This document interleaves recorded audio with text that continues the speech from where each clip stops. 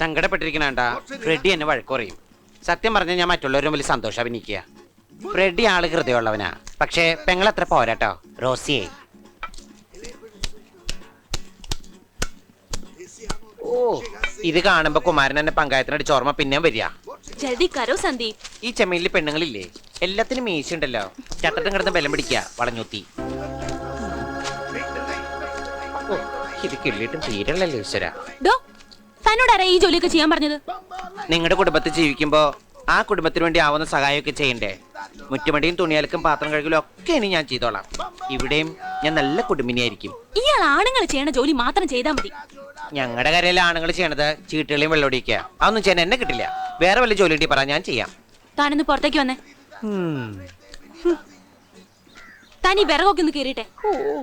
എന്റെ റോസി, ഇത്രയും ഭാരപ്പെട്ട പണിക്ക് ചെയ്ത് എന്റെ നടു തളർന്നു പോവും. അതെ, പറഞ്ഞത് അങ്ങ് കേട്ടാ മതി. ഇത്രേ ഉള്ളോ? ഒരു ലോഡ് കൂടി ഇറക്കായിരുന്നു. ഞാൻ വെറുതെക്കാണല്ലോ. അവിടെ ഇരിക്കു പറക്കേ.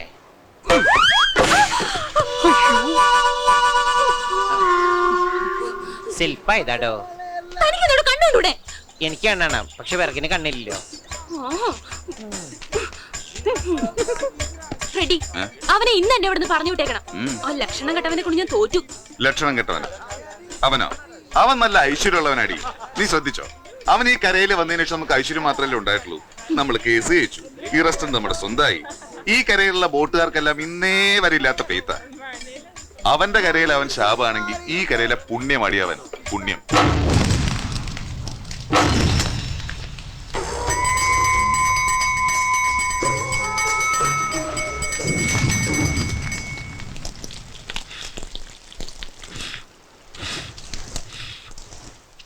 ശുദ്ധികർമ്മം നടത്തി രാധയുടെ ആത്മാവിനെ ഉച്ചാരണം ചെയ്യാൻ ഉച്ചവരെ സമയം എടുക്കുന്ന കേട്ടത്. ഇത്രയും ദിവസം കഴിഞ്ഞിട്ട് ശവം കരക്കടിയാത്ത സ്ഥിതിക്ക് മരിച്ചു എന്ന് ഉറപ്പ് പറയാൻ പറ്റുമോ? വള്ളം ഇറക്കി അവൻ കടലിലേക്ക് ഇറങ്ങി പോകുന്നത് കണ്ടവരുണ്ട്. ആ വള്ളം അവനില്ലാതെ പിറ്റേ ദിവസം കരക്കടിയും ചെയ്തില്ലേ? അതിന്റെ അർത്ഥം എന്താ? അവരെ കറണ്ടുപോയി, അത്ര തന്നെ. എന്നാ പിന്നെ ബോഡി എന്താ കിട്ടാഞ്ഞേ? സ്രാവ് കഴിക്കണം. ഇര കിട്ടാതെ വിശന്ന് കിടക്കുന്ന സ്രാവിന് കിളുന്ന് പയ്യനെ കിട്ടിയ വെറുതെ വിടുവോ? മന വേണം നടിച്ചു കാണും. ഇനി കുറച്ചു കാലത്ത് സ്രാവ് കറി കൂട്ടാനും പറ്റൂല. ആ, എല്ലാരും കൂടി ഒരു പാവൻ ചെക്കനെ കൊന്നെടുത്തെന്ന് പറഞ്ഞാ മതിയല്ലോ. പോയപ്പോ ആർക്ക് പോയി? അവന്റെ തന്തയ്ക്കും തള്ളയ്ക്കും പോയി. എന്നാലെന്ത് വേണ്ട, ദിവാരനും ഭാര്യയ്ക്കും അഭിമാനിക്കല്ലോ. അവരുടെ മോൻ ഈ കരയെ രക്ഷിക്കാൻ സ്വയം കടലിലേക്ക് ഇറങ്ങിപ്പോയ മഹാനല്ലേ മഹാൻ. അവന്റെ ഒരു ഫോട്ടോ കിട്ടിയിരുന്നെങ്കിൽ ഞാനിവിടെ പൂമാലിട്ട് വെക്കും.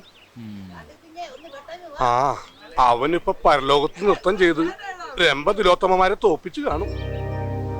പാവം ദിവാകരായിട്ട് ആകെ തകർന്നു പോയി. രാധയുടെ ചാവടിയന്തരം വിളിക്കാൻ വീട്ടിൽ വന്നിരുന്നു. ആ കണ്ണ് നിറയുന്ന കണ്ടിട്ട് സഹിക്കാൻ പറ്റിയില്ല.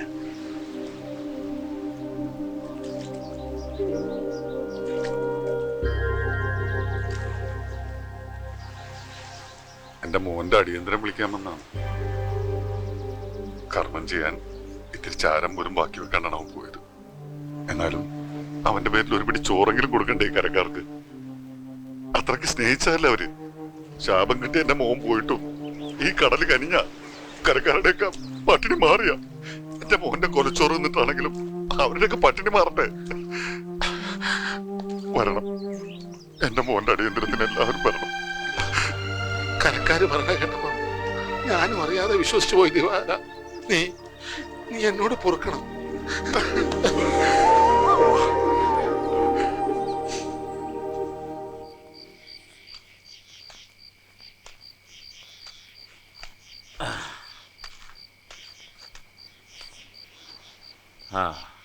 ഇനിയിപ്പോ തടസ്സങ്ങളൊക്കെ നീങ്ങിയല്ല. മാലുവിന്റെ കാര്യത്തില് ഒരു തീരുമാനം? അവക്കടെ ഇപ്പോഴത്തെ മാനസികാവസ്ഥയില് ഏതായാലും കർക്കിടകം ഒന്ന് കഴിയട്ടെ.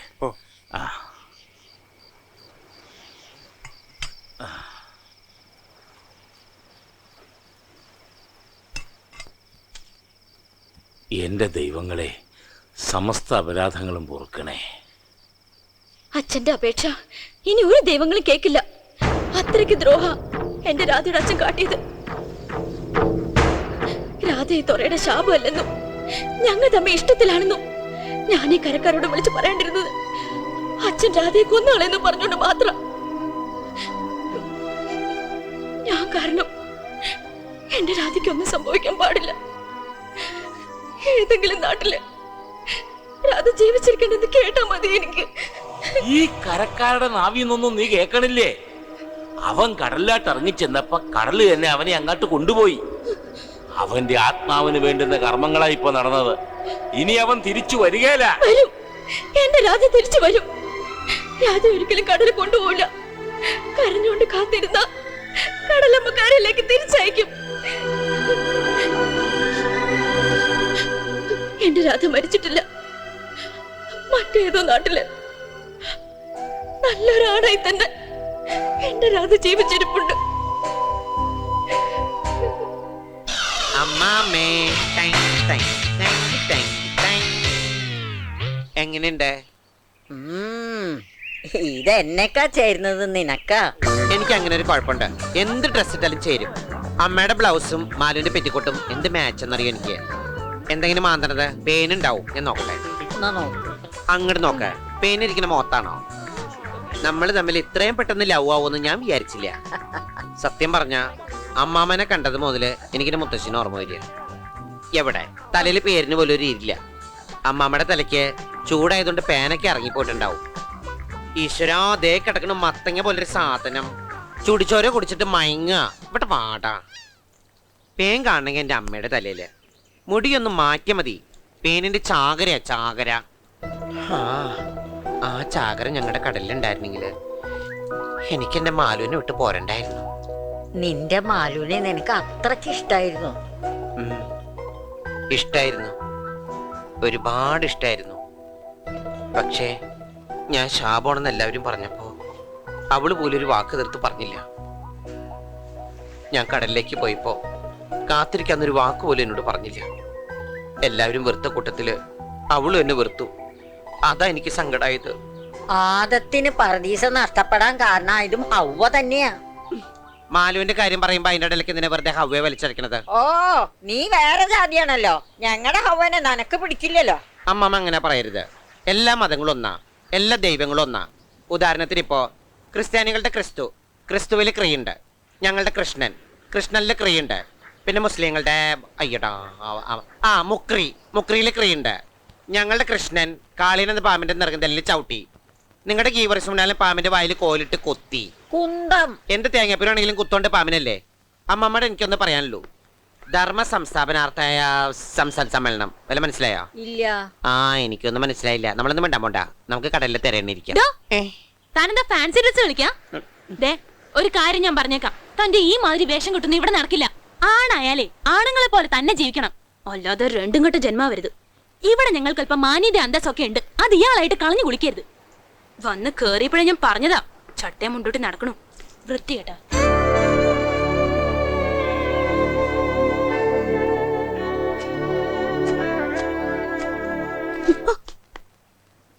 റോസിക്ക് എന്റെ സ്വഭാവവും പ്രവർത്തികളും ഇഷ്ടപ്പെടുന്നില്ലെങ്കിൽ ഈ വീട്ടിൽ നിന്ന് റോസ് എങ്ങോട്ടെങ്കിലും പൊക്കോളൂ. റോസിക്ക് അറിയാമോ, അമ്മമ്മ നിർബന്ധിച്ചുകൊണ്ട് മാത്രാ ഞാൻ ഈ ചട്ടമുണ്ട് എടുത്ത് കൊടുത്തത്. ഭ്രാന്തുള്ളൊരു സ്ത്രീക്ക് അല്പം സന്തോഷം കൊടുത്തത് ഇത്ര വലിയ തെറ്റായി പോയോ? അമ്മമ്മ പറഞ്ഞ അനുസരിച്ചില്ലെങ്കിൽ പെട്ടെന്ന് അവർക്ക് ഭ്രാന്ത് കൂടി അത് ഹാർട്ട് അറ്റാക്കായി കരളിനെ ബാധിച്ചാൽ. അല്ലെങ്കിലും ഞാനിവിടെ വന്നപ്പോ മുതല് റോസ് എന്നെ വിട്ടിട്ട് പീഡിപ്പിക്കല്ലേ. എന്നോട് ഇങ്ങനെ പോരെടുക്കാൻ എന്ത് തെറ്റാ ഞാൻ ചെയ്തത്? ജോൺഫിയുടെ ഡ്രസ്സ് എടുത്തതിന് ഫ്രണ്ടി പറഞ്ഞിട്ട് റോസ് എനിക്ക് തന്നോ? എന്നെ ഒരു ബ്രദറായിട്ട് കാണാൻ ബുദ്ധിമുട്ടാണെങ്കിൽ എന്നെ ഒരു സിസ്റ്ററായിട്ട് കണ്ടൂടെ? അതെങ്ങനെയാ? ഞാനൊരു അനാഥയാണല്ലോ, ആർക്ക് വേണമെങ്കിലും എന്നിട്ട് തട്ടി കളിക്കാം. ഇനിയും എന്നെ കുത്തുവാക്ക് പറഞ്ഞ റോസ് ദ്രോഹിക്കുകയാണെങ്കിൽ എല്ലാത്തിനും കാരണക്കാരി റോസി അത് ഞാൻ എഴുതി വെച്ചിട്ട് ഞാൻ വല്ല കടുകയും ചെയ്യും. നോക്കിക്കോ.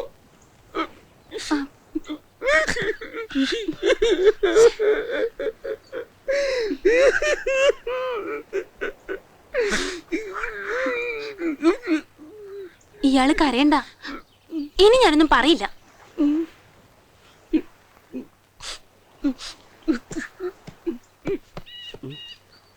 ഒന്നുമില്ല, പറ്റിച്ചതാ.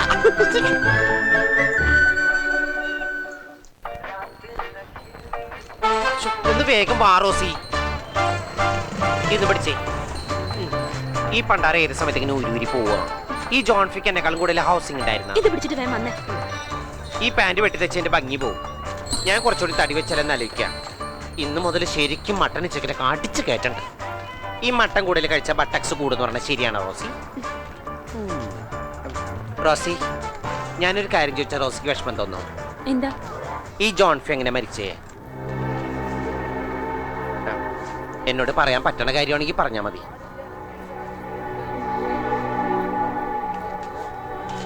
വിശാഖപട്ടണത്ത് നിന്ന് ലോഡുമായിട്ട് വരുമ്പോ മച്ചുവ മുങ്ങിയതാ. അമ്മമ്മയ്ക്ക് ക്രിസ്മസിനുള്ള നക്ഷത്രവും വാങ്ങിച്ചുകൊണ്ട് വരാന്ന് പറഞ്ഞു പോയ ചെക്കനാ. ജോൺഫി പോയ ശേഷം അമ്മമ്മയ്ക്ക് അസുഖം തുടങ്ങിയത്.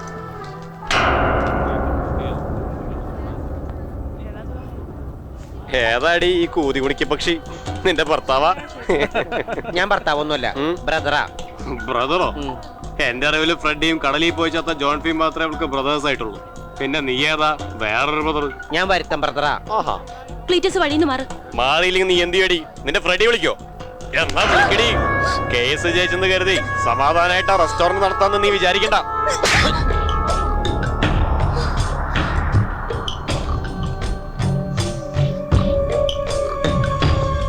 എന്നാലും റോസിയുടെ ധൈര്യം സമ്മതിച്ചേ പറ്റൂ. ആ ക്ലീറ്റസിന്റെ കാരണം പൊകഞ്ഞു പോയി. എന്നാലും കൃഷ്ണൻ ഒരു ആൺകുട്ടിയല്ലേ?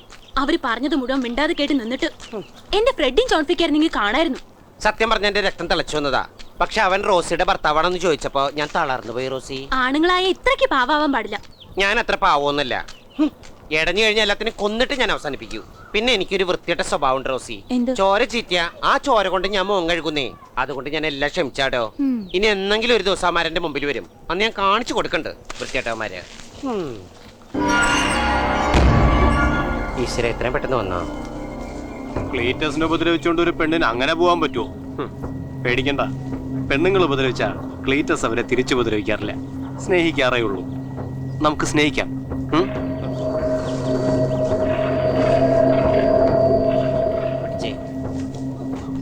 മിസ്റ്റർ, നേരത്തെ ഞാൻ എല്ലാം ക്ഷമിച്ചു എന്ന് കരുതി വീണ്ടും വന്നിരിക്കണോ പ്രശ്നങ്ങൾ ഉണ്ടാക്കാൻ? ഞാനൊരു സത്യം പറഞ്ഞ നിങ്ങൾ ഞെട്ടരുത്.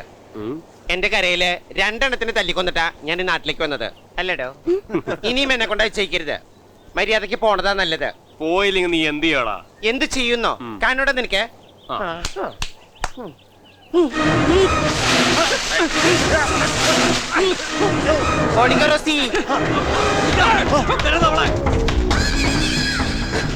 ഒരു സൂത്രമുണ്ട്. റോസി ഇവിടെ കയറിക്കോ. ഞാനിവിടെ ഉണ്ട് കേട്ടോ.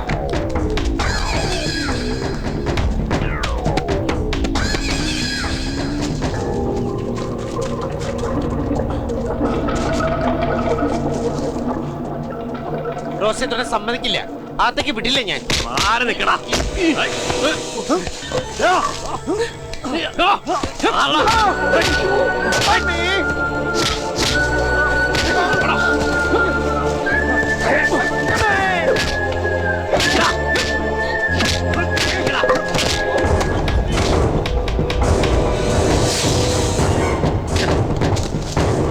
അവള് രക്ഷപ്പെട്ടു.